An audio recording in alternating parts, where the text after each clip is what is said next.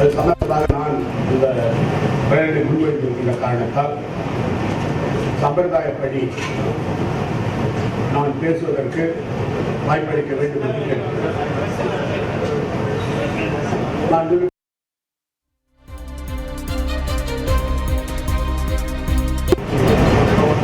நடைபெற்ற சட்டமன்ற தேர்தலில்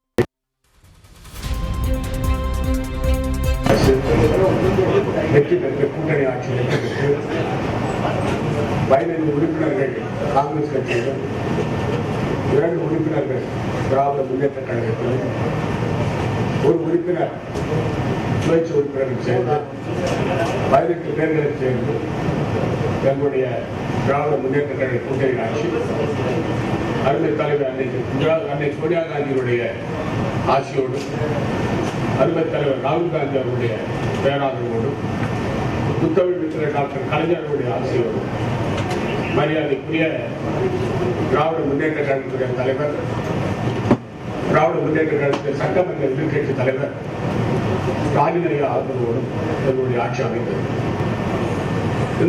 அந்த சமயத்தில் நான் முதலமைச்சராக தேர்ந்தெடுக்கப்பட்டு எங்களுடைய அமைச்சர் பெருமக்கள் சட்டமன்ற உறுப்பினர்கள் தங்கள் பணியை செய்தார்கள். அதற்கு பிறகு இடைத்தேர்தலில் நான் நிற்க வேண்டிய சூழ்நிலை ஏற்பட்ட சமயத்தில் நெல்லித்தோப்பு சட்டமன்ற தேர்தலிலே நான் போட்டியிட்டு இங்கு அமர்ந்திருக்கின்ற மாண்புமிகு அமைச்சர்கள் சட்டமன்ற உறுப்பினர்களோடு எங்களுடைய கூட்டணி கட்சிகள் காங்கிரஸ் திராவிட முன்னேற்ற கழகம் மற்றும் கூட்டணி கட்சிகளுடைய ஆதரவோடு நான் வெற்றி பெற்று அதற்கு பிறகு 3 தேர்தல்களை நாங்கள் சந்தித்திருக்கிறோம். 2019ஆம் ஆண்டு நடைபெற்ற பாராளுமன்ற தேர்தல், குறிப்பாக நெல்லித்தோப்பு சட்டமன்ற தேர்தலிலே நான் தேர்தல் என்ற சமயத்திலே 70% வாக்குகளை அந்த தொகுதி மக்கள் எனக்கு அளித்து வெற்றி பெற செய்தார்கள். அதே போல பாராளுமன்ற தேர்தலில் காங்கிரஸ் திராவிட முன்னேற்ற கழகம் மற்றும் மதச்சார்பற்ற கூட்டணி கட்சிகள் இந்திய கம்யூனிஸ்ட் கட்சி, மார்க்சிஸ்ட் கம்யூனிஸ்ட் கட்சி, விடுதலை சிறுத்தை இயக்கம், மறுமலர்ச்சி திராவிட முன்னேற்ற கழகம், இந்திய யூனியன் முஸ்லீம் லீக், மனிதநேய மக்கள் கட்சி போன்ற கட்சிகள் எல்லாம் ஒருங்கிணைந்து எங்களுக்கு ஆதரவளித்து எங்களுடைய மாண்புமிகு பாராளுமன்ற உறுப்பினர் வைத்திலிங்கம் அவர்கள் 2 லட்சம் வாக்குகள் வித்தியாசத்திலே வெற்றி பெற்றார். அதே போல எங்களுடைய கூட்டணி கட்சியைச் சேர்ந்த திராவிட முன்னேற்ற கழகத்தின் வேட்பாளர் திரு வெங்கடேசன் அவர்கள் இப்பொழுது நம் மத்தியிலே இல்லை. அவர் தட்டாஞ்சாவடி சட்டமன்ற தொகுதியிலே அமோக வெற்றி பெற்றார்.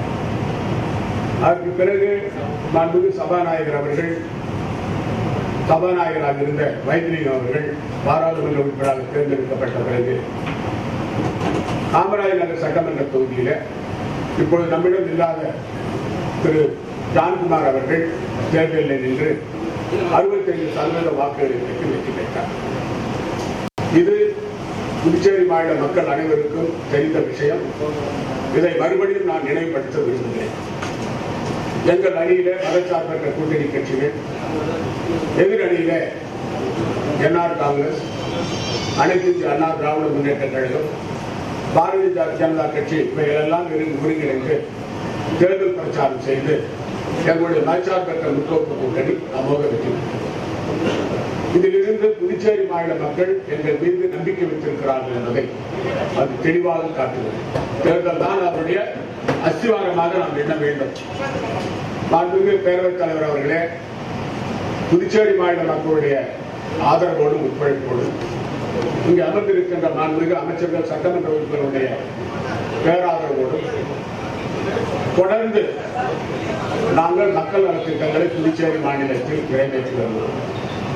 ஒரு புறம் மத்திய அரசிலிருந்து புதுச்சேரி மாநிலத்தில் கிடைக்க வேண்டிய உரிய அந்த நிதி கிடைக்காத நிலை, இன்னொரு புறம் மத்திய அரசுடைய நெருக்கடி, இன்னொரு புறம் கிரண்பேடி எம்ஆர் அவர்களை துணைநிலை ஆளுநராக நியமித்து புதுச்சேரி மாநிலத்தில் எங்கள் ஆட்சிக்கு அன்றாடம் தொல்லை. அது மட்டுமல்ல, எதிர்கட்சிகளுடைய ஆட்சி கவிழ்ப்பு வேலை. இது எல்லோருக்கும் புதுச்சேரி மாநில மக்கள் இதையெல்லாம் பார்த்துக் கொண்டுதான் இருந்தார்கள். அப்படி இருந்தாலும் கூட 5 ஆண்டுகளை 5 ஆண்டுகளை கண்டிப்பாக ஆட்சி செய்த அரசு எங்களுடைய காங்கிரஸ் திராவிட முன்னேற்ற கூட்டணி அரசு என்பதை நாங்கள் நிரூபித்திருக்கிறோம். இன்னொரு என்பது 5 நாள் 10 நாள். ஆனால் எதிர்கட்சிகள் தங்களுடைய வேலையை பல ஆண்டு காலம் காட்டினார்கள், வெற்றி பெற முடியவில்லை. ஆனால் இப்பொழுது அந்த அஸ்திரத்தை கையில் எடுத்திருக்கிறார்கள்.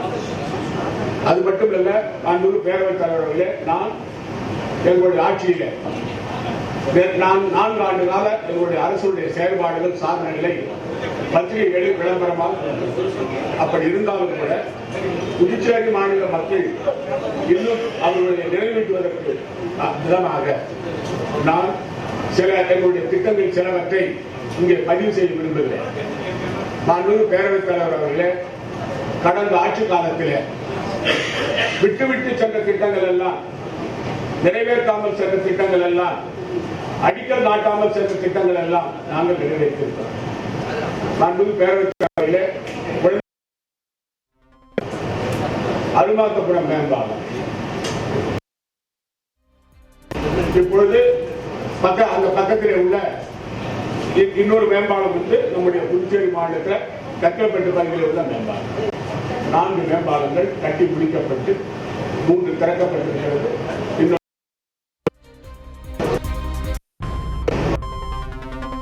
ஆட்சியிலே நாங்கள் அடிக்கல் நாட்டினோம். அதை முழுமையாக நிறைவேற்றி திறக்கின்ற வேளையிலே துணைநிலை ஆளுநருடைய இடையூறு காரணமாக அது திறக்க முடியவில்லை. அது மட்டுமல்ல, காமராஜர் மணிமண்டபமானது, பெருந்தலைவர் காமராஜர் மணிமண்டபமானது முழுமையாக கட்டி முடிக்கப்பட்டிருக்கிறது எங்களுடைய ஆட்சியில். அதே போல உப்பனார் பாலமானது 95% வேலை முடிந்திருக்கிறது, 5% வேலை முடிய வேண்டும். அது மட்டுமல்ல, காரைக்காலிலே நேரு மார்க்கெட் நாங்கள் அடிக்கல் நாட்டி நாங்களே அதை திறந்திருக்கிறோம். அதே போல காரைக்கால் புதிய நீதிமன்ற வளாகம் நாங்கள் திறந்திருக்கிறோம். உச்ச நீதிமன்ற, உயர் நீதிமன்ற நீதிபதிகளுடைய தலைமை விடுதி அங்கே கடற்கரை சாலையிலே நாங்கள் அதை புனரமைத்து திறந்திருக்கிறோம். புதுச்சேரி மாநிலத்தில் வரலாறு காணாத அளவில் 120க்கு மேற்பட்ட கோயில்களுக்கு கும்பாபிஷேகம் செய்யப்பட்டது.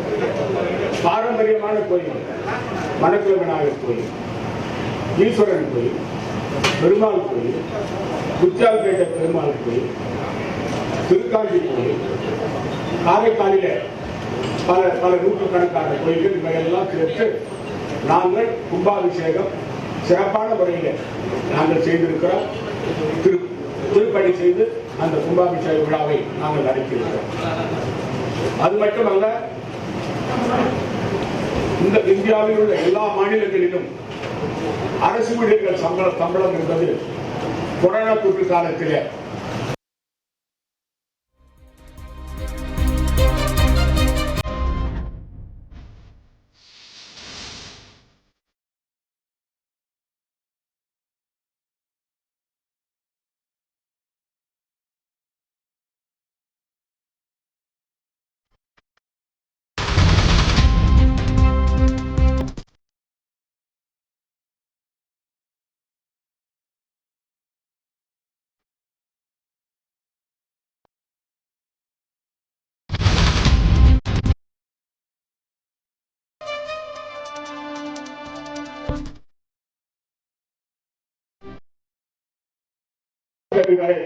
இந்தியாவில் சரித்திரத்தில் இல்லாத அளவில் எந்த மாநிலத்திலும் இல்லாத திட்டத்தை ஆதிதிராவிட மாணவ மாணவர்களுக்கு நிறைவேற்றிய அரசு எங்களுடைய அரசு என்பதை பெருமையோடு கூறிக்கொள்ள விரும்புகிறேன். அது மட்டுமல்ல, வீடு கட்டும் திட்டம், கல்வீடு கட்டும் திட்டம் ஆதிதிராவிட மக்கள் 4 லட்சத்திலிருந்து 5 லட்சமாக உயர்த்தி கொடுக்கிறார். பேரவைத் தலைவர் அவர்களே, காலச்சிற்றுண்டி திட்டம் முத்தமிழ் டாக்டர் கலைஞர் அவர்களாலே காலச்சிற்றுண்டி திட்டத்திற்கு நிதியை ஒதுக்கி அதற்கான திட்டத்தை நிறைவேற்றுவதற்கு நடவடிக்கை எடுத்து நாங்கள் ஆரம்ப விழாவும் செய்து அந்த கோப்பை துணைநிலை ஆளுநருக்கு அனுப்பி இதுவரை அந்த கோப்பு அங்கே கிடைத்தது.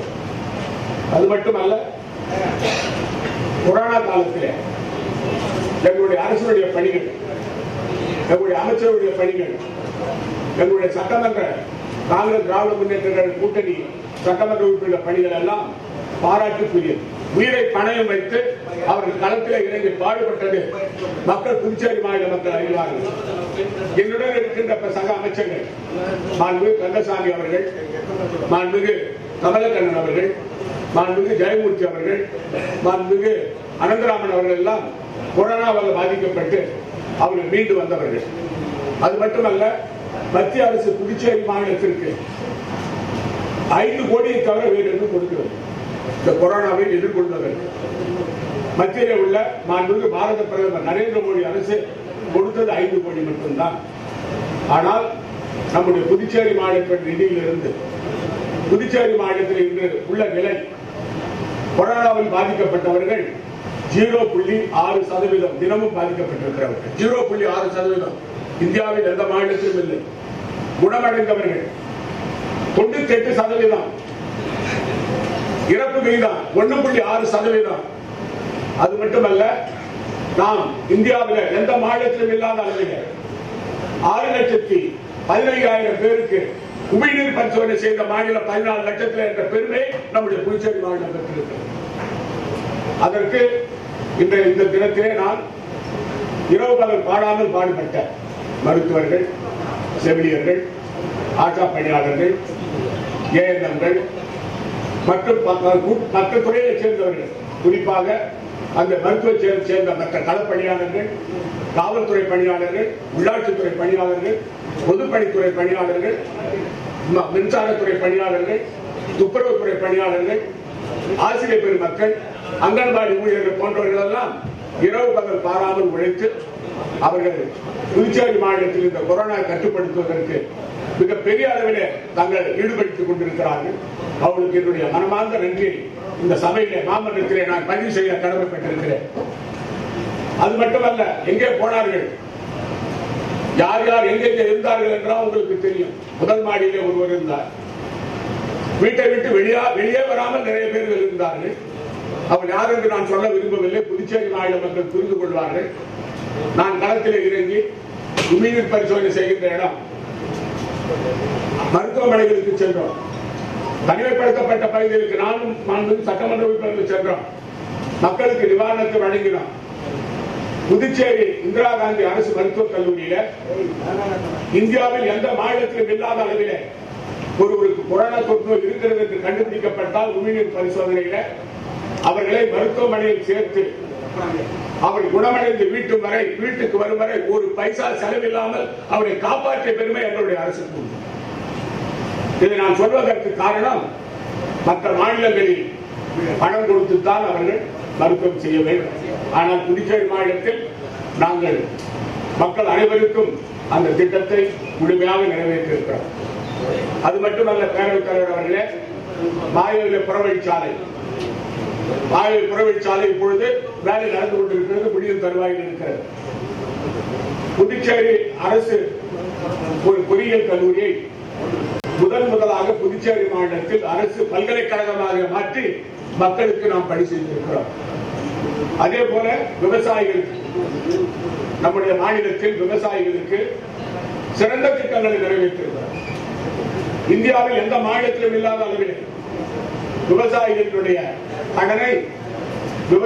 கூட்டுறவு கடனை முதலாக நாங்கள் மக்களுக்கு கொடுத்த வாக்குறுதியை, தேர்தல் வாக்குறுதியை நிறைவேற்றிய மாநிலம் என்ற பெருமை எங்களுடைய புதுச்சேரி மாநிலத்துக்கு உண்டு.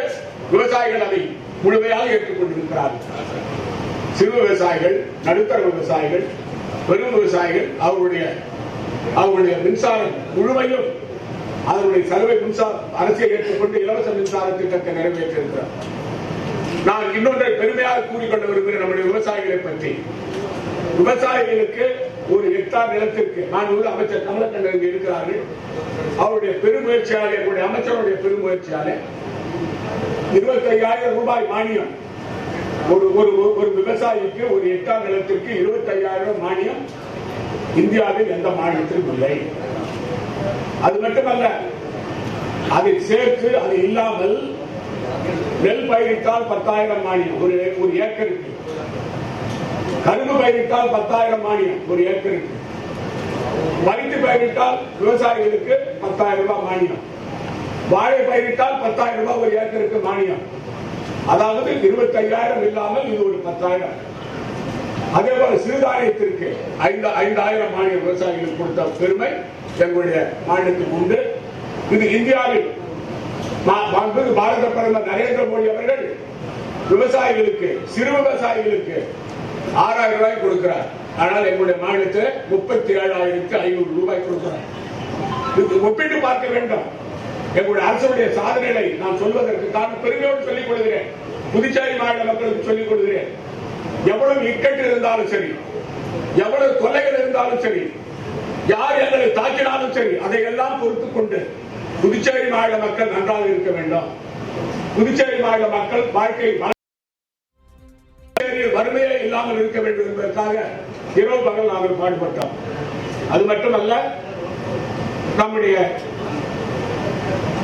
பொங்கலை பொறுத்தவரையில, தீபாவளியை பொறுத்தவரையில மக்களுக்கு நிதி கொடுப்பதற்கான நடவடிக்கை எடுத்தோம். ஆனால் அது தடுத்து நிறுத்தப்பட்டது. அது மட்டுமல்ல, எங்களுடைய ஆட்சியில வளர்ச்சி விகிதம் 10.2%. மத்திய அரசுடைய வளர்ச்சி சதவீதம் -7%. மாண்புமிகு பாரத பிரதமர் நரேந்திர மோடி அரசுடைய வளர்ச்சி சதவீதம் -7%. எங்களுடைய வளர்ச்சி சதவீதம் 10.2%. அது மட்டுமல்ல, மாண்புமிகு பேரவைத் தலைவர் அவர்களே, எங்களுடைய ஆட்சியில 95% பட்ஜெட்ல ஒதுக்குற தொகையை அந்த ஆண்டை நிறைவேற்றி முடிச்சிருக்கிறோம். அது மட்டுமல்ல, எங்களுடைய ஆட்சியில எங்களுடைய அரசுடைய சொல்லுவாங்க டெபிசிட் சொல்லுவாங்க 1.9%. மத்திய அரசுடைய 9.5%. மற்ற மாநிலங்கள்ல 5%. நம்மளுக்கு 1.9%. இந்தியாவிலேயே 1.9% இந்த கொரோனா காலத்தில் கூட அதை நாம் பெற்றிருக்கிறோம். ஆனால் அதிக நிதி மத்திய அரசு கொடுப்பதாக சொன்னார்கள். ஆனால் கொடுக்கவில்லை. இன்னொன்றையும் பெருமையோடு கூறிக்கொள்ள விரும்புகிறேன். அரிசி போடுகின்ற திட்டத்திற்கு தடை இருந்தாலும் கூட நாங்கள் 5 ஆண்டுகளுக்கு தேவையான நிதியை முழுமையாக மக்களுக்கு கொடுப்பதற்கு திட்டத்தை நிறைவேற்றி அந்த பட்ஜெட்டிலே அதை ஒதுக்கி அதற்கான நடவடிக்கை எடுத்து 5 மாதத்திற்கு நிதி கொடுப்பதற்கான கோப்பை அனுப்பி அது துணைநிலை ஆளுநர் அலுவலகத்தை தூங்குகிறது. இதையெல்லாம் புதுச்சேரி மாநில மக்கள் தெரிந்து கொள்ள வேண்டும். ஏனென்று சொன்னால் எங்களை குறை கூறுகிறார்கள். எங்கள் ஆட்சியில் நாங்கள் ஒன்றும் செய்யவில்லை என்று சொல்லுகிறார்கள். ஆனால் புதுச்சேரி மாநில மக்களுக்கு எந்தெந்த திட்டங்களை நான் விவசாயிகளாக இருந்தாலும் சரி, அரசு ஊழியர்களாக இருந்தாலும் சரி, உங்களுக்கு தெரியும் வியாபாரிகளுக்கு எவ்வளவு தொல்லை இருந்தது என்று தெரியும். யார் தொல்லை கொடுத்தது? துணைநிலை ஆளுநர் அலுவலகம். வியாபாரிகள் கடையை மூட வேண்டும் என்று சொன்னார்கள். கொரோனா காலம் முடிந்த பிறகு கடையை திறக்க வேண்டும் என்று மத்திய அரசு சொன்னாலும் அதை தடுத்து நிறுத்தியது கிரண்பேடி அம்மையார் அவர்கள். அதையெல்லாம் சமாளித்து அந்த குறிப்பா மதுக்கடைகளை திட்டமிட்டு தாக்கினார்கள். மதுக்கடை வியாபாரத்தை தாக்கினார்கள். வருமானத்தை குறைக்க வேண்டும் என்பதற்காக செயல் திட்டம் தீட்டினார்கள். அதையெல்லாம் முறியடித்து இப்பொழுது அந்த அவர்களுக்கு பல வழக்குகளை, பொய் வழக்கெல்லாம் அவர்கள் மீறி போட்டார்கள். என்னையும் மீறி போட்டார்கள். ஒரு புறம் முதலமைச்சருக்குள்ள அதிகாரம், அமைச்சர்களுக்குள்ள அதிகாரம், சட்டமன்ற உறுப்பினர் அதிகாரத்தை எல்லாம் மத்திய நரேந்திர மோடி அரசும் புதுச்சேரி மாநிலத்தில் கிரண்பேடி அம்மையார் அவர்களும் படிப்படியாக குறைத்து எங்களுடைய அரசை கொச்சப்படுத்த வேண்டும் என்பதற்காக, எங்களுடைய அரசின் மீது களங்கம் விளைவிக்க வேண்டும் என்பதற்காக அவர்கள் பல சதித்திட்டங்களை தீட்டி எங்களுடைய ஆட்சியை கவிழ்ப்பதற்கு எதிர்கட்சிகளோடு ஒருங்கிணைந்து, அதாவது புதுச்சேரி மாநிலத்தில் மக்களால் புறக்கணிக்கப்பட்டவர்கள் எல்லாம் ஒருங்கிணைந்து எங்களுடைய ஆட்சியை கவிழ்க்க முயற்சி செய்தார்கள். ஆனால் எங்களுடைய சட்டமன்ற உறுப்பினர்களுடைய உறுதியாக இருந்த காரணத்தால் இந்த 5 ஆண்டு காலம் நாங்கள் ஆட்சியை சிறப்பான முறையில் நடத்த முடிகிறது என்பதை நான் பெருமையோடு கூறிக்கொள்ள விரும்புகிறேன். பேரவைத் தலைவர் அவர்களே, இப்பொழுது வழக்கு திட்டங்களை சொல்லும் பொழுது எந்தெந்த துறைகளிலே எங்களுக்கு முடக்கம் பண்ணியிருக்கிறார்கள், எதனால் எங்களால் வேகமாக திட்டங்களை நிறைவேற்ற முடியவில்லை என்பது சம்பந்தமாக அந்த பட்டியலை நான் உங்கள் மத்தியிலே வைக்க விரும்புகிறேன். மாண்புமிகு பேரவைத் தலைவர் அவர்களே, புதுச்சேரிக்கு மாநில அந்தஸ்து எங்களுடைய அரசுடைய கொள்கை. கடந்த காலத்திலே காங்கிரஸ் கட்சியுடைய கொள்கை புதுச்சேரிக்கு சிறப்பு மாநில அந்தஸ்து. அப்பொழுதெல்லாம் எங்களை விமர்சனம் செய்தார்கள். அதற்கு காரணம், புதுச்சேரிக்கு சிறப்பு மாநில அந்தஸ்து என்று சொன்னால் 90% மானியம் கிடைக்கும் மத்திய அரசு. ஆனால் அது மாநில அந்தஸ்து என்று சொன்னால் 41% மானியம் கிடைக்கும். அதனால்தான் சிறப்பு மாநில அந்தஸ்து என்று சொன்னோம். ஆனால் பலர் என்னை விமர்சனம் செய்தார்கள், எங்கள் கட்சியை விமர்சனம் செய்தார்கள். குறிப்பாக வடகிழக்கு மாநிலங்களுக்கு அதே போல 90-10 என்று கொடுக்கிறார்கள். வடகிழக்கு மாநிலங்கள் பெறுகின்றன. புதுச்சேரி மாநிலம் புறக்கணிக்கப்பட்டது. மாண்புமிகு எதிர்கட்சி தலைவர் அவர்கள் முதலமைச்சராக இருந்தபோது தனித்தனத்தை ஆரம்பிக்கும் பொழுது அது நமக்கு 30% ஆகியது. அது மட்டுமல்ல, இந்த மாநில அந்தஸ்து நாம் கேட்பதற்கு காரணம் மக்களால் தேர்ந்தெடுக்கப்பட்ட பிரதிநிதிகள் இந்த மாநிலத்தை ஆள வேண்டும். நியமனம் செய்யப்பட்ட துணைநிலை ஆளுநர் அதிகாரத்தை கையில் எடுத்துக்கொண்டு புதுச்சேரி மாநிலத்துடைய மக்களுடைய உரிமையை பறிக்கக்கூடாது என்பதற்காக மாநில அந்தஸ்து கேட்கிறோம். ஆனால் அந்த மாநில அந்தஸ்து நாம் கேட்கும் பொழுது பல கட்ட போராட்டங்கள் நடக்கிறோம். மாண்புமிகு பாரத பிரதமரை சந்தித்தோம், மாண்புமிகு உள்துறை அமைச்சரை சந்தித்தோம், மாண்புமிகு நிதி அமைச்சர் மத்திய நிதி அமைச்சரை சந்தித்தோம். அது மட்டுமல்ல, சட்டமன்றத்தில் ஏகமனதாக பல தீர்மானங்களை நிறைவேற்றினோம். மாண்புமிகு பேரவைத் தலைவர் அவர்களே, நான் இந்த மாமன்றத்தில் நினைவு கூற விரும்புகிறேன். இப்பொழுது மறைந்த மரியாதைக்குரிய திருமதி சுஷ்மா சுவராஜ் அவர்கள் எதிர்கட்சி தலைவராக இருந்த பொழுது அவர் புதுச்சேரி மாநிலத்திற்கு வந்தார். அவர் உள்துறையினுடைய அந்த அமைப்பினுடைய தலைவராக புதுச்சேரிக்கு வந்தார்கள். குழுவோடு வந்தார்கள், பாராளுமன்ற குழுவோடு புதுச்சேரிக்கு வந்தார்கள். காரைக்கால் பகுதிக்கு சென்றார்கள். அதற்கு பிறகு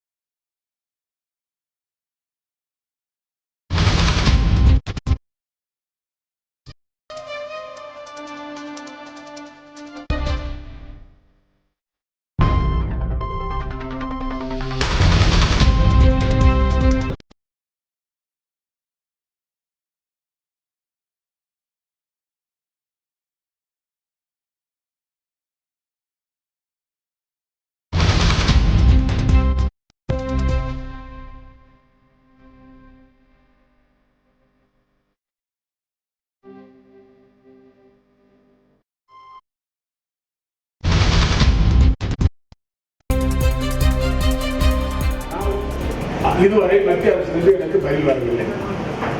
மரியாதைக்குரிய அகில இந்திய பாரதிய ஜனதா கட்சியுடைய தலைவர் அவர்கள் புதுச்சேரிக்கு வந்தார்கள். அவர் பொதுக்கூட்டத்தில் பேசும் பொழுது புதுச்சேரி மாநிலத்திற்கு வேண்டிய நிதியை மத்திய அரசு வழங்கும் என்று கூறினார். நானும் மகிழ்ச்சியாக இருந்தேன், கொடுப்பார்கள் என்று நினைத்தேன். ஆனால் இந்த ஆண்டு நமக்கு ஒதுக்கிய தொகை, கடந்த ஆண்டு நமக்கு கிடைச்ச மானியம் 1703 கோடி ரூபாய். இந்த ஆண்டு கிடைத்தது 1729 கோடி ரூபாய். 26 கோடி ரூபாய் தான் கொடுக்கப்பட்டது. நானும் அங்கே மத்தியில திட்டத்துறை அமைச்சராக இருந்தேன். ஒவ்வொரு மாநிலத்திற்கும் ஒவ்வொரு வருடமும் 10% 20% நிதி நாம் அதிகப்படி கொடுத்தது. இதுதான் நிதி. ஆனால் இன்று நம் புதுச்சேரி மாநிலத்துக்கு கிடைத்திருக்கிறது 2%. 2%. 10% இல்லை, 20% இல்லை, 41% இல்லை. இதிலிருந்து புதுச்சேரி மாநிலத்தை மத்திய அரசு, மத்தியில் ஆளுகின்ற மாண்புமிகு பாரத பிரதமர் நரேந்திர மோடி அரசு புறக்கணிக்கிறது என்பதை தெளிவாக மக்களுக்கு தெளிவுபடுத்த விரும்புகிறேன். அதற்காகத்தான் புதுச்சேரி கமிஷனை சேர்க்க வேண்டும். இப்பொழுது யூனியன் பிரதேசமாக ஆக்கியிருக்கிறது. ஜம்மு காஷ்மீர் மாநிலத்தில் மத்திய அரசானது அவர்களுக்கு அந்த கமிஷனை நிதி 15வது நிதி கமிஷனை சேர்த்திருக்கிறார்கள். அங்கு சட்டமன்றம் இல்லை. புதுச்சேரியில் சட்டமன்றம் இருக்கிறது, டெல்லியில் சட்டமன்றம் இருக்கிறது. டெல்லியும் புதுச்சேரியும் புறக்கணிக்கப்பட்டிருக்கிறது. திட்டமிட்ட வகையில புதுச்சேரி மாநில வளர்ச்சியை குறைக்க வேண்டும் என்பதற்காக மத்திய அரசு செய்தது என்பதை இந்த தருணத்தை நான் கூறிக்கொள்கிறேன். கடந்த காலங்களிலே மத்திய அரசுடைய திட்டங்களுக்கு, குறிப்பாக என்ஆர்எச் போன்றவைகள், அதே போல சர்வ சிக்ஷா அபியான் போன்ற இவைகளுக்கெல்லாம் 90% மானியம் மத்திய அரசு கொடுக்கும். 10% நம்முடைய நிதி. ஆனால் இன்று அது 60% குறைக்கப்பட்டது. 40% நம்முடைய நிதி. நம்முடைய வருவாய் என்ன? நம் மாநிலத்துடைய வருவாய், புதுச்சேரி மாநிலத்தை பொறுத்தவரையில நமக்கு கிடைக்கின்ற வருவாயானது வணிக வரியிலிருந்தும் கலால் வரியில் கிடைப்பதுதான் நம்முடைய வருமானம். வேறு எந்த வருமானமும் இல்லை. அப்படி இருந்தாலும் கூட மத்திய அரசு நமக்கு முறையாக கொடுக்க வேண்டும். நமக்கு உரிமையாக இருக்கின்ற அந்த நிதியை மாண்புமிகு பாரத பிரதமர் நரேந்திர மோடி அரசு நமக்கு கொடுக்கவில்லை. அது மட்டுமல்ல, பேரவைத் தலைவர் அவர்களே, நம் மாநிலத்தை பொறுத்தவரையில நான் 7வது சம்பள கமிஷன் பரிந்துரை, இதுவும் எங்களுடைய அரசுடைய சாதனை. நான் பெருமையோடு கூறிக்கொள்ள விரும்புகிறேன். 2016 மத்திய அரசு அறிவித்த பிறகு 7வது சம்பள கமிஷனுடைய பரிந்துரையை முழுமையாக நிறைவேற்றிய மாநிலம் புதுச்சேரி மாநிலம். கடந்த 5 ஆண்டுகளாக அரசு ஊழியர்களுக்கு 7வது சம்பள கமிஷனை நிறைவேற்றுவதற்கு ஒவ்வொரு ஆண்டும் 550 கோடி ரூபாய் மாநில அரசு நிதியிலிருந்து நாம் பெறுகிறோம். அதை மத்திய அரசு அதற்கு நமக்கு இழப்பீடு கொடுக்க வேண்டும். மத்திய அரசு கடிதம் எழுதினேன். ஆனால் துரதிர்ஷ்டவசமாக மத்திய அரசு நம்முடைய கோரிக்கை இதுவரை நிறைவேற்றவில்லை, காலம் தாழ்த்தி வருகிறார்கள். அதே போல நீட் தேர்வை புதுச்சேரி மாநிலத்தில் நாம் ஏற்படுத்தவில்லை. அதை எதிர்த்தோம். பல பிள்ளைகள் தமிழகத்தில் நாம் பார்க்கிறோம், தற்கொலை செய்து இறந்து விட்டாங்க. 17 பிள்ளைகள் உயிர் பாய்த்துக் கொண்டார்கள். ஆனால் மத்திய அரசு பிடிவாதமாக நம்முடைய பிள்ளைகள் நீட் தேர்வு பெற்றால் தான் அவர்களுக்கு மருத்துவ சீட்டு என்று சொல்லி நம்முடைய மனநிலை, மாணவர்களுடைய மனநிலை அவர்கள் பாதிக்கப்பட்டது மட்டுமல்லாமல் பல பிள்ளைகள் எல்லாம் மன உளைச்சலோடு மருத்துவம் படிக்க முடியாமல் இருக்கின்ற ஒரு நிலையை உருவாக்கி இருக்கிறார்கள். இது மத்திய அரசுடைய சர்வாதிகார போக்கு. அது மட்டுமல்ல, பேரவைத் தலைவர் அவர்களே, நம்முடைய மாநிலத்தில் பிறந்து வளர்ந்து படித்த பிள்ளைகளுக்கு அவர்கள் எல்லாம் பலன் பெற வேண்டும், அவர்களும் மருத்துவம் படிக்க வேண்டும் என்பதற்காக அவர்கள் பிற்படுத்தப்பட்டவர்களாக இருந்தாலும், தாழ்த்தப்பட்டவர்களாக இருந்தாலும், மேல்சாதியினராக இருந்தாலும், மலைவாழ் மக்களாக இருந்தாலும், சிறுபான்மை சமுதாயத்தினை சேர்ந்தவர்களாக இருந்தாலும், அந்த பிள்ளைகள் நீட் தேர்வு பெற்றால் 10% இடஒதுக்கீடு மருத்துவத்திலே கொடுக்க வேண்டும் என்ற எங்களுடைய அமைச்சரவையில் தீர்மானம் நிறைவேற்றி அதை ஏகமனதாக நிறைவேற்றி துணைநிலை ஆளுநர் கிரண்பேடி அம்மையாருக்கு அனுப்பி, அண்டை மாநிலமான தமிழகத்தில் மாண்புமிகு முதலமைச்சர் அவர்கள் 7.5% இடஒதுக்கீட்டை சட்டமாக நிறைவேற்றினார்கள். ஆனால் அந்த சட்டத்தை ஆளுநர் அவர்கள் ஏற்றுக்கொள்ளவில்லை. நம்முடைய புதுச்சேரி மாநிலத்தில் நாம் அரசாணை வெளியிடுவதற்கு எடுத்த அந்த முடிவை பார்த்து இந்த பிராந்திய ஒதுக்கீடு அல்லது உள்ஒதுக்கீடு கொடுப்பதற்கு மாநில அரசுக்கு அதிகாரம் இருக்கிறது என்று சொல்லி அங்கே அட்டார்னி ஜெனரல் அவர்கள் கொடுத்த கருத்தின் அடிப்படையில் அவர்கள் அரசாணையாக வெளியிட்டு அதை நடைமுறைப்படுத்தி இன்று தமிழகத்தைச் சேர்ந்த பிள்ளைகள் எல்லாம் மருத்துவம் படிக்கிறார்கள். நீட் தேர்வு செய்த கிராமப்புற பிள்ளைகள், அரசு பள்ளியில் படித்த பிள்ளைகள் அவர்கள் அங்கே நீட் தேர்வு செய்து இன்று மருத்துவம் படிக்கிறார்கள். புதுச்சேரி மாணவ மாணவிகள் வஞ்சிக்கப்பட்டிருக்கிறார்கள். துணைநிலை ஆளுநர் கொடுத்து அனுப்பிய கோப்பை மத்திய அரசு நிராகரித்திருக்கிறது. இதிலிருந்து எதை காட்டுகிறது? மத்தியில் உள்ள பாரதிய ஜனதா அரசு புதுச்சேரி மாநிலத்தை எந்தெந்த வகையில் நம்மை முடக்க நினைக்கிறார்கள், மக்கள் நல திட்டங்களை நிறைவேற்றுவதற்கு எப்படி நமக்கு அவர்கள் இடையூறாக இருக்கிறார்கள், நம்முடைய மாணவர்களை வஞ்சிக்கிறார்கள் என்பதை இங்கு தெளிவுபடுத்த விரும்புவதற்காகத்தான் இங்கே கூறுகிறேன். அது மட்டுமல்ல, நம்முடைய புதுச்சேரி மாநில பிள்ளைகளுக்கு தனியார் மருத்துவக் கல்லூரியில் 50% இடஒதுக்கீடு அதற்கான சட்ட வகையை தயார் செய்து மத்திய அரசுக்கு அனுப்பினோம். ஆனால் மத்திய அரசிடம் அந்த போக்கு தூண்டுகிறது. இதுவரை அதற்கு முடிவெடுக்கப்படவில்லை. அது மட்டுமல்ல, இந்திய திணித்தல், இந்தி 2வது மொழி என்று கூறுகிறார்கள். தமிழகத்தில் புதுச்சேரியில நாம் இருமொழி கல்வியை சொல்லுகிறோம். தமிழ் மற்றும் ஆங்கிலம் தான் நம்முடைய மொழி. ஆனால் இந்திய திணிப்பது யார்? மத்திய அரசாங்கம். அதே போல இலவச அரிசி திட்டத்தை எப்படி தடுத்து நிறுத்தினார் என்பதை நான் கூற வேண்டும். குறிப்பாக புதுச்சேரியுடைய நாங்கள் ஆட்சிக்கு வந்த பிறகு 2016 நாங்கள் எடுத்த முடிவு, புதுச்சேரி மாநில மக்களுக்கு அனைவருக்கும் 20 கிலோ இலவச அரிசி திட்டத்தை நிறைவேற்ற வேண்டும் என்று முடிவு செய்யலாம். அதற்கான நிதியை ஒதுக்கணும். அது ஆனால் அதற்கு பிறகு துணைநிலை ஆளுநர் கிரண்பேடி அம்மையார் அவர்கள் அது அரிசியாக கொடுக்கக்கூடாது, பணமாக கொடுக்க வேண்டும் என்று சொன்னார். நாங்கள் அரிசியாக போட வேண்டும் என்று சொன்னதுக்கு முக்கியமான காரணம் அந்த நிதி கணவனுடைய வங்கி கணக்கில் செல்லுகிறது. அது மட்டுமல்லாமல் அரிசியுடைய விலை தினமும் உயர்கிறது. பொதுமக்கள், கிராமப்புற மக்கள், வாழ்க்கையின் அடித்தளத்தில் இருக்கிற மக்கள், தலித் சமுதாயத்தைச் சேர்ந்த மக்கள், பிற்படுத்தப்பட்ட சமுதாயத்தைச் சேர்ந்த மக்கள், மறைவான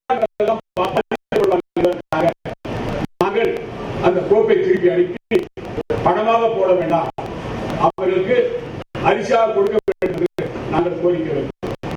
அதை துணைநிலை ஆளுநர் ஏற்றுக்கொள்ளவில்லை. ஆனால் மாண்புமிகு பாரத பிரதமர் நரேந்திர மோடி அரசு ஆத்ம நிர்பர் திட்டத்தில் மக்களுக்கு அரிசி கொடுக்கிறார்கள். 5 கிலோ அரிசி ஒவ்வொருவருக்கும் கொடுக்கிறார்கள். புதுச்சேரியை அவர்கள் புறக்கணிக்கிறார். புதுச்சேரியுடைய அரசுடைய, மக்களால் தேர்ந்தெடுக்கப்பட்ட அரசுடைய முடிவை புறக்கணிக்கிறார். அது உள்துறை அமைச்சருக்கு அனுப்பினார்கள். உள்துறை அமைச்சரகம் பணமாகத்தான் போட வேண்டும் என்று உத்தரவிட்டிருக்கிறது. இது புதுச்சேரி மாநிலத்தை வஞ்சிப்பது இல்லையா? புதுச்சேரி மாநில மக்களுக்கு துரோகம் செய்வதாக இல்லையா? அது மட்டுமல்ல, நாங்கள் நீதிமன்றம் சென்றோம். நீதிமன்றத்தில் எங்களுக்கு தீர்ப்பு கிடைக்கவில்லை. மேல்முறையீடு செய்திருக்கிறோம். பக்கத்து மாநிலமான தமிழகத்தில் அரிசி கொடுக்கிறார்கள் மக்களுக்கு. இலவச அரிசி திட்டத்தை நிறைவேற்றுகிறார்கள். கேரள மாநிலத்தில் நிறைவேற்றுகிறார்கள். கர்நாடக மாநிலத்தில் நிறைவேற்றுகிறார்கள். மற்ற இந்தியாவில் எல்லா மாநிலங்களிலும் அரிசி போடப்படுகிறது. ஏன் புதுச்சேரி மாநிலம் மட்டும் வஞ்சிக்கப்படுகிறது? ஏன் புதுச்சேரி மாநில மக்கள் இரண்டாம் கட்டப்படுகிறா? இது புதுச்சேரி மாநில மக்கள் புரிந்து கொள்ள வேண்டும். எதிர்கட்சிகளை புரிந்து கொள்ள வேண்டும். ஏனென்று சொன்னால், புதுச்சேரி மாநில மக்களை வஞ்சித்தால் அது உங்களுக்கும் இழப்பு, எங்களுக்கும் இழப்பு. இது ஒட்டுமொத்தமாக புதுச்சேரி மாநில மக்களுடைய பிரச்சனைகளை நாம் பேசும்பொழுது முழுமையாக நீங்கள் அந்த மக்களுடைய பிரச்சனைக்கு கூக்குரல் கொடுக்க வேண்டும். கொடுத்தீர்களா? அது மட்டுமல்ல, ஜிஎஸ்டி குறிப்பா நமக்குள்ள அதிகாரத்தை மத்திய அரசு எடுத்துக்கொள்ளும். ஒரே நாடு ஒரே வரி, ஒரே நாடு ஒரு வரி, ஒரே வரி என்று சொல்லி மாநிலங்களுக்கு வரி போடுகின்ற அதிகாரத்தை மத்திய அரசு கையில் எடுத்துக் கொண்டது. காங்கிரஸ் ஆட்சியில் கொண்டு வந்தோம். இப்போது ஒரே நாடு ஒரே வரியா? 5%, 8%, 12%, 18%, 28%, 32%. இது ஒரே வரி, ஒரே நாடு ஒரே வரியா? யாரை ஏமாற்றுகிறார்கள்? இதை நான் கேட்டேன். அந்த குழுவில் நான் உறுப்பினராக இருக்க நான் கேட்டேன். ஒரே நாடு ஒரே வரி என்றீர்களே, அதை ஏன் நிறைவேற்றவில்லை என்று கேட்டேன். அதற்கு பதில் சொல்ல யாரும் தயாராக இல்லை. அது மட்டுமல்ல, பேரவைத் தலைவர்களே, அந்த குழுவிலே கொடுக்கப்பட்ட வாக்குறுதி, நிதி அமைச்சரால் கொடுக்கப்பட்ட வாக்குறுதி, மாநிலங்களுக்கு இதை நிறைவேற்றும் பொழுது, ஒரே நாடு ஒரே வரி என்ற திட்டத்தை நிறைவேற்றும் பொழுது இழப்பீடு ஏற்பட்டால் 14% இழப்பீட்டை நாங்கள் கொடுக்கிறோம் என்று வாக்குறுதி கொடுத்தார். அது கொடுக்கப்பட்டதா? இன்று வரை நமக்கு 800 கோடி ரூபாய் மத்திய அரசு இந்த ஜிஎஸ்டி பணம் கொடுக்கிறாங்க. ஏன் கொடுக்கல? காரணம் என்ன? மாதம் 50 லட்சம் அனுப்புறாங்க, 50 கோடி அனுப்புறாங்க. ஏன்? நீங்கள் எடுத்துக்கொண்டு தமிழர்கள் கொடுப்பதற்காக நாங்கள் ஏற்றுக்கொள்ள, இது துரோகம் இல்லையா? மாநிலத்தில் செய்த துரோகம் இல்லையா? இதை கேட்டால் அது எங்களுடைய அதிகாரம் என்று கூறுகிறார்கள். அது மட்டுமல்ல, காலை உணவு திட்டம், இப்போது நான் சொன்னேன், உங்கள் மத்தியில் சொன்ன காலை உணவு திட்டம், டாக்டர் கலைஞர் அவர்கள் பெயரால காலை உணவு திட்டத்தை முதலாக புதுச்சேரி மாநிலத்தில் நிறைவேற்றுவதற்கு எங்களுடைய பட்ஜெட்டிலே குறிப்பிட்டது நான் தான். அதற்கு பிறகுதான் பாரத பிரதமர் அதை குறிப்பிட்டு நிதி அமைச்சர் நிர்மலா சீதாராமன் இந்த ஆண்டு பட்ஜெட்ல சொல்லியிருந்தார். அதை நிறைவேற்றுவதற்கு நிதியை ஒதுக்கி அதை அனுப்பினால் இந்த விதியை போடு, அந்த விதியை போடு என்று சொல்லி துணைநிலை ஆளுநர் அலுவலகத்தில் அந்த பொறுப்பு இருக்கு. மதிய உணவு திட்டம், மதிய உணவு திட்டம் தொடர்ந்து இருக்கின்ற ஒரு திட்டம், அதுவும் தடுத்து நிறுத்தப்பட்டிருக்கிறது. பிள்ளைகளுக்கு, மாணவ மாணவர்களுக்கு பஸ் வசதி திட்டம், இலவச பஸ் திட்டம், அதுக்கு நிதி ஒதுக்கப்பட்டது. இந்த ஆண்டு வரைக்கும் 2021 வரைக்கும் ஒதுக்கப்பட்ட தொகை அதுவும் நிறுத்தப்பட்டிருக்கிறது. கொரோனா காலங்களில் இல்ல. பள்ளிக்கூடம் திறந்த பிறகு அந்த பிள்ளைகள் செல்ல வேண்டுமா இல்லையா? அந்த பிள்ளைகள் மதிய உணவு அருந்த வேண்டுமா இல்லையா? அதற்கு அந்த கோப்பு காலதாமதம் செய்து அந்த பிள்ளைகள் எல்லாம் அவர்கள் செய்தி அனுப்புகிறார்கள். எங்களுக்கு, எனக்கும் அன்புக்கு கல்வி அமைச்சருக்கு செய்தி அனுப்புகிறார்கள். நாங்கள் மதியம் பட்டினியாக இருக்கிறோம். அதுக்கு நாங்களா பொறுப்பு? யார் பொறுப்பு? துணைநிலை ஆளுநர் பொறுப்பு. துணைநிலை ஆளுநர் நியமித்தவர்கள் பொறுப்பு. அவர்கள் தான் இதற்கு பதில் சொல்ல வேண்டும். அது மட்டுமல்ல, அனைவருக்கும் மருத்துவ காப்பீட்டு திட்டம், அதற்கு நிதி ஒதுக்கப்பட்டது. அனைத்து மக்களுக்கு இந்த கொரோனா காலத்தில் மக்கள் அவதிப்படக்கூடாது என்பதற்காக எங்கள் முழுமையான பட்ஜெட் தொகையை நாங்கள் ஒதுக்கி அதற்கு அந்த கோப்பு ஒப்புதல் அளிக்கப்பட்ட பிறகு கேள்வி கேட்கிறார்கள். முதல் கட்டமாக ஏழை எளிய மக்களுக்கு தான் கொடுப்போம், அனைவரும் கொடுக்க மாட்டோம் சொல்றது அவங்க யாரு? நாங்க மக்களால் தேர்ந்தெடுக்கப்பட்ட நாங்க முடிவு செய்யறோம். அது திருத்தத்திற்கு துணைநிலை ஆளுநர் யாரு? அவங்களுக்கு யார் அதிகாரம் கொடுத்தது? நீதிமன்றத்தில் தீர்ப்பு வாங்கியிருக்கிறோம். நீதிமன்றத்தில் என்ன தீர்ப்பு? துணைநிலை ஆளுநர் அவர்கள் மக்களால் தேர்ந்தெடுக்கப்பட்ட அரசுடைய பரிந்துரைப்படி செயல்பட வேண்டும். துணைநிலை ஆளுநருக்கு தனிப்பட்ட எந்த அதிகாரமும் கிடையாது. கருத்து வேறுபாடு ஏற்பட்டால் மத்திய அரசுக்கு அனுப்பணும். ஆனா இந்த மூணாவது இருக்கு பாருங்க, இந்த மத்திய அரசுக்கு அனுப்பணும் வச்சு எல்லா கோப்பையும் டெல்லிக்கு அனுப்பணும். புதுச்சேரி மாநில மக்கள் தெரிந்து கொள்ள வேண்டும். ஏனென்று சொன்னால் அந்த கோப்புகளை அனுப்பி காலதாமதப்படுத்தி எங்களுடைய அரசுக்கு களங்கம் விளைவிக்க வேண்டும் என்பதற்காக திட்டமிட்ட சதி, மத்திய அரசுடைய சதி, கிரண்பேடி அம்மையாருடைய சதி. இது எதிர்கட்சிகளும் சேர்ந்து எதிர்கட்சிகளை இதற்கு பதில் சொல்லணும். அது மட்டுமல்ல, பிள்ளைகளுக்கு சிறிய கம்ப்யூட்டர். இந்த கொரோனா காலத்தில் எல்லா பிள்ளைகளும் பள்ளிக்கூடம் போக முடியல, அவதிப்படுறாங்க. கிராமப்புற பிள்ளைகளுக்கு செல்போன் கிடையாது. அவளுக்கு இலவசமா கொடுக்கணும். அரசு பள்ளிகளுக்கும் அரசு நிதி பள்ளிகளுக்கும் கொடுக்கணும்னு சொன்னா அதுக்கு கேள்வி என்னன்னா, எவ்வளவு ஒரு புதுச்சேரி மாநில மக்களை கொச்சப்படுத்துறாங்க. அந்த கோப்பில் என்ன எழுதி அனுப்புறாங்க, நீங்க வாங்குங்க, அதை வாங்கி உங்க லேப்ல வச்சுக்கீங்க, அந்த பிள்ளைகளுக்கு கொடுக்காதீங்க. யார் சொல்றது? இல்லை, யார் சொல்லணும்? நாங்க சொல்லணும். பிள்ளைகளுக்கு கொடுக்கணும்னு சொன்னா தமிழ்நாட்டில் கொடுக்கலையா, ஆந்திராவில் கொடுக்கலையா, கேரளாவில் கொடுக்கலையா, கர்நாடகாவில் கொடுக்கலையா, வட மாநிலத்தில் கொடுக்கலையா? ஏன் புதுச்சேரி மாநிலத்தை தடுத்து நிறுத்துறீங்க? இதுக்கு யார் பதில் சொல்றது? மத்திய அரசு பதில் சொல்லணுமா? கிரண்பேடி அம்மா போயிட்டாங்க, யார் பதில் சொல்றது? நீங்க பதில் சொல்றீங்களா? என்ன பதில் சொல்றீங்க? அது மட்டுமல்ல, பேரவைத் தலைவர் அவர்களே, இந்த கம்ப்யூட்டர் கொடுக்கறதுக்கு காரணமே அந்த பிள்ளைகள் வீட்டில இருந்து படிக்கிறாங்க. ஆனா அதுவும் தடுத்து நிறுத்தப்பட்டிருக்கிறது. அது மட்டுமல்ல,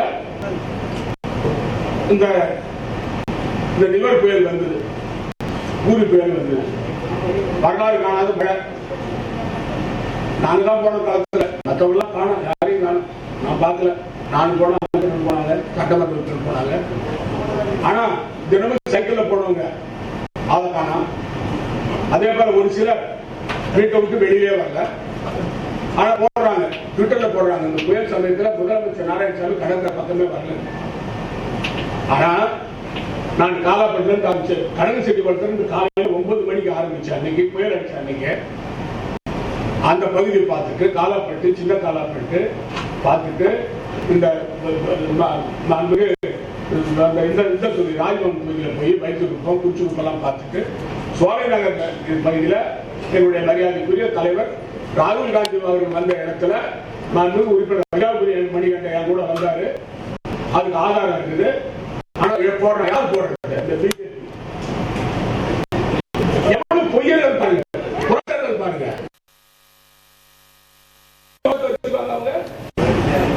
இது வரைக்கும் போனேன், இந்த பகுதியும் போனோம், தெற்கு பகுதிக்கு போனேன். அதாவது நேற்று வேலை வந்தது, வெள்ள பகுதியும் போயிட்டு நாங்க மக்களுக்கு பணி செய்கிறோம் தவிர விளம்பரத்துக்காக இல்லை.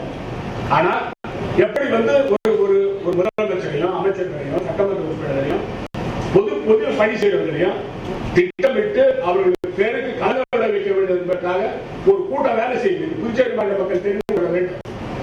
அது மட்டும் இல்ல, இப்ப என்ன ஆச்சு, பெட்ரோல் விலை 100 ரூபாய் வந்துடும், டீசல் விலை 90 ரூபாய் வந்துடும், சிலிண்டர் 1000 ரூபாய் ஆயிடும். இதுதான் அவங்களுடைய சாதனை, மிகப்பெரிய சாதனை.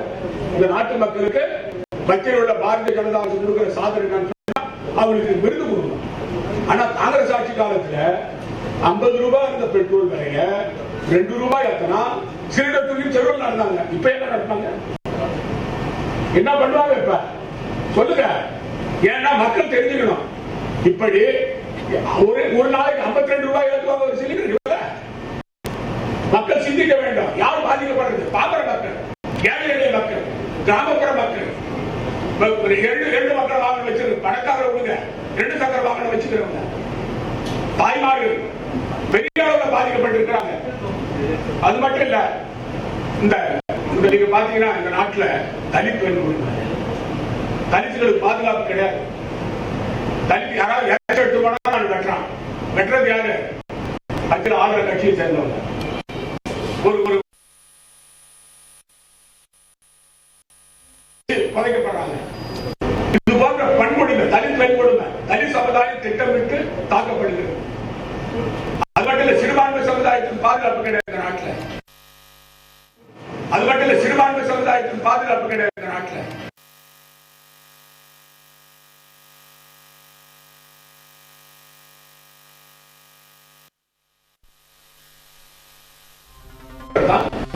கிறிஸ்தவர்கள் நம்முடைய சகோதரர்கள், ஜெயினர்கள் நம்ம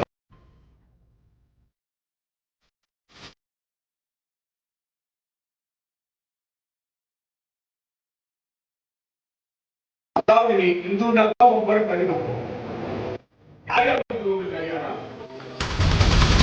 பாராளுமன்றத்தில் அறுதி பெரும்பான்மை இருக்குன்னு சொன்னா நீங்க எது வேணாலும் செய்யலாமா? இந்த நாடு ஜனநாயக நாடு, மதச்சார்பற்ற நாடு. ஆனா மாண்புமிகு பாரத பிரதமர் வந்து ஒவ்வொரு மேடையும் பேசுவார், கோஆபரேட்டிவ் ஃபெடரலிசம். மத்திய கூட்டாட்சி சொல்லுமா, மாநில சுயாட்சி சொல்றாரு. மாநில சுயாட்சியா, மாநில உரிமையை படிப்படியா எடுத்துட்டு போறீங்க. கொண்டு சொல்றாங்க. துணைநிலை ஆளுநர் நியமனத்துக்கு முதலமைச்சருக்கு 3 பேர் பரிந்துரை அனுப்புவாங்க. யார் நியமிக்கலாம் கேட்டீங்களா? யாரு கேட்டீங்க? கிரண்பேடி அம்மையாரை எப்படி போட்டீங்க? கிரண்பேடி அம்மையார நாங்க வந்து ஜெயிச்சு அந்த அம்மா வந்து பதவி ஏற்றத்துக்கு முன்னே அதிகாரிகள் வச்சு கூட போடுது. எந்த அளவுக்கு அதிகாரம் துஷ்பிரயோகம் பாருங்க. அது மட்டும் இல்ல, தலைமைச் செயலாளர் நியமனம் பண்ணா 3 பேர் கொடுத்து பரிந்துரை கேட்டான்.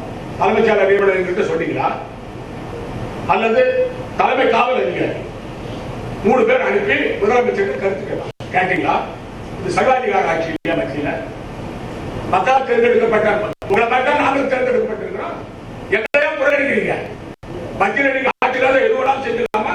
இன்னைக்கு ஆட்சியில் இருக்க நாளைக்கு இல்லைன்னா நிரந்தரமா யாரும் பதவியில் இருக்க முடியாது. யாருக்கும் எந்த பதவியும் நிரந்தரம் கிடையாது. செவ்வளவு பதவி அதுதான் நிரந்தரம். யாருக்கும் வந்து எந்த பதவி யாரும் ஒட்டிக்க முடியாது.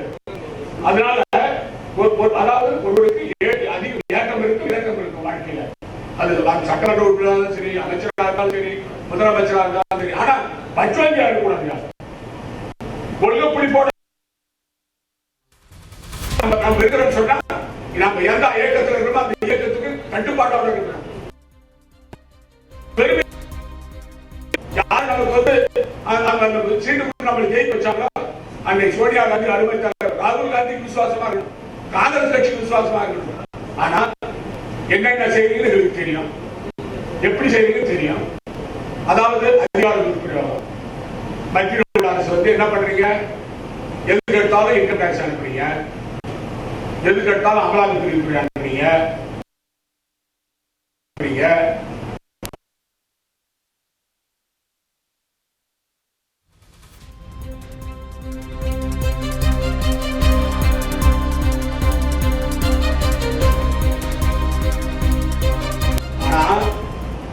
ஒரு மன உறுதி இருக்கணும்.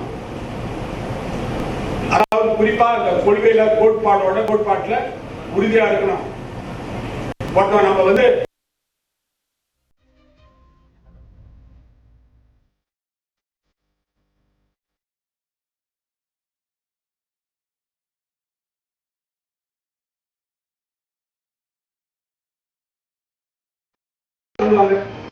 சங்கற்பவாதி காசு வளர்ப்பு பேசும். அது மட்டும் இல்ல, இந்த இன்னொன்று இந்த பிப்டிங் இந்த நாட்டுக்கு சிவா இருக்காங்க. நாங்க அந்த கோப்பை அனுப்பி 4 வருஷம் புதுச்சேரியில் தொழிற்சாலைகள் ஒரு 600 ஏக்கர் நிலம் வந்து அந்த நிலத்தை வச்சு அதில் முதலீட்டாளர்களை கொண்டு வந்து புதுச்சேரியில் வளர்ச்சி ஏற்படுத்தி சொன்னா கிரண்பேடி அம்மையார் அவர்கள் அந்த கோப்பை டெல்லியில் 4 வருஷமா அந்த கோப்பு இதுவரை ஒப்புதல் கொடுக்கல. மத்திய அரசாங்கம் திட்டமிட்டு புதுச்சேரியில் வளர்ச்சி ஏற்படக்கூடாது, தொழில் வரக்கூடாது, வேலை வாய்ப்புகளை உருவாக்கக்கூடாது என்பதற்காக கிரண்பேடி அம்மையார் துணை கொண்டு அதை தடுத்து நிறுத்தியிருக்கிறார். அதே போல இந்த பட்டாளி நிலம் அவரு எதிர்கட்சி தர முதலமைச்சர் அனுப்பின போட்டு தான் இன்னும் இருக்குது, பத்திரமா சாராடி கொண்டு வச்சுக்கிறாங்க. பல கூட போய் கேட்டோம், தொழிலாளிகள் வந்து தொழிலாளிகளுக்கு விருப்ப வகையில போறாங்க, அந்த நிலத்திற்கு அவங்களுக்கு கொடுக்கணும், அப்படி இல்லை 3வது யூனிட்டை நடத்தணும் அப்படின்னு நம்ம கேட்டோம். ஆனா இதுவரைக்கும் மத்திய அரசுல அதுக்கான எந்த முடிவு எடுக்கல. ஆனா துணைநிலை ஆளுநரால் அந்த மில்லை போடணும், மில்ல மூடு, பேசிக்க மூடு, மூடு, எல்லாம் மூடுவிடா பண்ணிட்டு போயிடுச்சு. அது மட்டும் இல்ல, உங்களுக்கு தெரியும் ரேஷன் கடை இப்ப சொல்றாங்க, மத்தியில் உள்ள பாரத பிரதமர் என்ன சொல்றாங்க, ஒரே நாடு ஒரே ரேஷன் கார்டு. எங்க ரேஷன் கடை நம்ம ஊர்ல இருக்கிற ரேஷன் கடை போட்டீங்க, நீங்க தான் போட்டீங்க, மூடிட்டு ஒரே நாடு ஒரே ரேஷன் கார்டு. யாரை ஏமாத்துறீங்க? யாருக்கு வந்து மக்களுக்கு தெரியாது நினைக்கிறீங்களா? அந்த தொழிலாளிகளுக்கு 3 மாச சம்பளம் நிதி ஒதுக்கணும். நிதி ஒதுக்கி கொடுக்க சொன்னா கிரண்பேடி அம்மையார் கொடுக்காத திருப்பி அனுப்பிடுச்சு. அது மட்டும் இல்ல, ரோடு தொழிலாளிகளுக்கு 24 கோடி ரூபாய் ஒதுக்கணும். அதுல பாதி பணத்தை இஎஸ்ஐ கட்டு, ப்ராவிடன்ட் ஃபண்ட் கட்டு அந்த பணத்தை திருப்பி அனுப்பிடுச்சு. அதே போல பாரதி சுந்தர்ஜி பில்லுக்கு 6 கோடி ரூபாய் ஒதுக்கணும் மாணி, அந்த பணத்தையும் அதுக்கு அனுப்பிட்டாங்க. அதாவது ஒட்டுமொத்தமா கிரண்பேடி அம்மையாரை வச்சு புதுச்சேரி மாநிலத்தில் எங்களுடைய அரசு கலந்து விளைவிக்க வேண்டும் என்பதற்காக இந்த தொழிலாளிகளுக்கு பணம் கொடுத்து தடுத்து நிறுத்தினீங்க. ஒரு பள்ளிக்கூடம் இருக்குது சர்க்கரை, அந்த பள்ளிக்கூடத்துக்கு நிதி கொடுக்கல, சர்க்கரை அளவுக்கு மானியம் ஒதுக்கணும், அதையும் கொடுக்கல. அது மட்டும் இல்ல, பேசிக்கு 8 கோடி ரூபாய் ஒதுக்கணும், பேட்கோவுக்கு 7 கோடி ரூபாய் ஒதுக்கணும். அந்த பணத்தை முழுமையா கொடுக்காம தடுத்து நிறுத்தி யாரு? கிரண்பேடி. அவர் நியமிச்சிட்டாரு இங்க பாரதிய ஜனதா அரசு, மத்தியில் இருக்க பாரதிய ஜனதா அரசு. இப்ப சொல்றாங்க புதுச்சேரி மாநிலத்தில் நாங்க வந்தா ஜெகனார் ஓடும், பாலாறு ஓடுன்றாங்க. ஒண்ணு கிடையாது, செம்மண் ஆறு தான் ஓடும். ஒண்ணும் செய்ய மாட்டீங்க மக்களுக்கு, பொய்யோட சரி, வேற ஒண்ணும் செய்ய மாட்டீங்க. அந்த அந்த அரசு உதவி பெறும் பள்ளியினுடைய ஆசிரியர்கள் எல்லாம் இந்த குடும்பம் பட்டினியால கிடையாது. இதுக்கு யார் பொறுப்பு? கிரண்பேடி அம்மையார் செஞ்சு அவங்க நியமிச்சது யாரு? மத்தியில் உள்ள பாரதிய ஜனதா அரசு. இது சொல்றதுக்கு காரணம் இந்த போலீஸ் ரெக்ரூட்மெண்ட் இருக்குங்க, இது ரொம்ப ரொம்ப இது ரொம்ப சுவாரஸ்யமான ஒன்று. அதாவது 22 வயசுல இருந்தது நம்ம ஊர்ல, அதை 24 ஆக்கணும்னு சொல்லி நான் கோப்பை எழுதி அனுப்ப நிறைய பிள்ளைகள் வந்து என்கிட்ட நீங்க கட்சி மாற வைக்கலாம், யார் யாருக்கு எந்தெந்த முறையில் அவர்களை கவனிக்க வேண்டும் என்று கவனிக்கலாம் அப்படின்னு சொல்லி இது வந்து இதனால வந்து புதுச்சேரியில இது ஒரு புது நிலையா வந்து மத்தியில் இருக்கிற பாரதிய ஜனதா ஆட்சி எப்படி ஆட்சி கவிப்பாங்கன்னு எனக்கு தெரியும். அதாவது 58 சட்டமன்ற உறுப்பினர்கள், அருணாச்சல பிரதேச மாநிலத்தில் 58 சட்டமன்ற உறுப்பினர் 60ல அந்த 58 சட்டமன்ற உறுப்பினர்களும் பாரதிய ஜனதாவான முடிவு செய்வார்கள். யார் மக்களுக்காக பாடுபட்டார்கள், யார் மக்களுக்கு எதிரி என்பதை புதுச்சேரி மாநில மக்கள் புரிந்து கொள்வார்கள். ஒன்றை மட்டும் கூறிக்கொள்ள விடுகிறேன், வாய்மையே வெல்லும், உண்மைதான் என்றும் நிற்கும். இன்று எங்களுக்கு இருக்கலாம், நாளைக்கு உங்களுக்கு வரலாம். நான் இன்னும் கூறிக்கொள்ள விரும்புகிறேன். குறிப்பாக ஒரே ஒரு ஹரியானா மாநிலத்தில் ஒரே ஒரு உதாரணம் சொல்லி முடிக்கிறேன். ஹரியானா மாநிலத்தில் மரியாதைக்குரிய சௌதாலா முன்ன முதலமைச்சர் இருந்தார், அவருடைய பேரன், அவர்கிட்ட வந்து 10 சட்டமன்ற உறுப்பினர். காங்கிரஸுக்கு பெரும்பான்மை வரும்போது அவரை வச்சு ஆட்சி அமைச்சாங்க பாரதிய ஜனதா. அந்த 10 பேர்ல அவரை துணை முதல்வர் ஆகினாங்க. துணை முதல்வர் ஆக்கிட்டு அவரை வந்து அவர் துணை முதல்வர் ஆக்கி 3 மாசத்துல அந்த 9 எம்எல்ஏ விலைக்கு வாங்கி அவர் இப்ப தனியா நிற்கிறார். இதுதான் வந்து பாரதிய ஜனதாவுடைய சரித்திரம். இதை அனைவரும் புரிந்து கொள்ள வேண்டும். நாங்கள் எங்களை பொறுத்தவரை நான் எங்களுடைய மாண்புமிகு அமைச்சர் பெருமக்கள், மாண்புமிகு சட்டமன்ற உறுப்பினர்கள், மாண்புமிகு கூட்டணி கட்சி தலைவர் மரியாதைக்குரிய சிவா அவர்கள், மரியாதைக்குரிய அம்மையார் அவர்கள், கீழானந்தன் அவர்கள், மாண்புமிகு டாக்டர் ராமச்சந்திரன் அவர்கள், எங்களுடைய அமைச்சர்கள், சட்டமன்ற உறுப்பினர்கள் அனைவருக்கும் எங்களுக்கு உறுதுணையாக இருந்து எங்களோடு இந்த காலகட்டத்தில் எங்களுக்கு இந்த இக்கட்டான